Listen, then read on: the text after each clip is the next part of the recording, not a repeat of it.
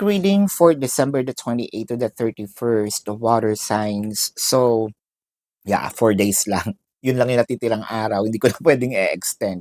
Magbabago tayo ng, mag-release tayo ng reading by January, no? So, ang nakikita natin dito, unti-unti, no, na na-achieve natin yung ayos na gusto natin. Either ayos ng buhay, ayos ng kwarto, ayos ng pagpapatakbo ng negosyo, um, pagiging maayos is there's something in here you want to perfect, no? And it seems like with the Nine of Cups, na-achieve mo na, no?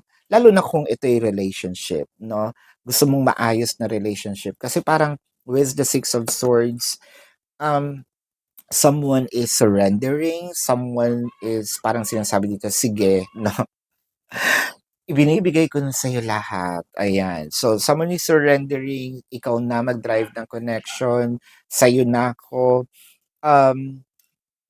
Someone's wish here is going to be granted. So, this is your quick reading water signs for December the 28th to December the 31st. Predicting future is my purpose. Yelling the stars alive.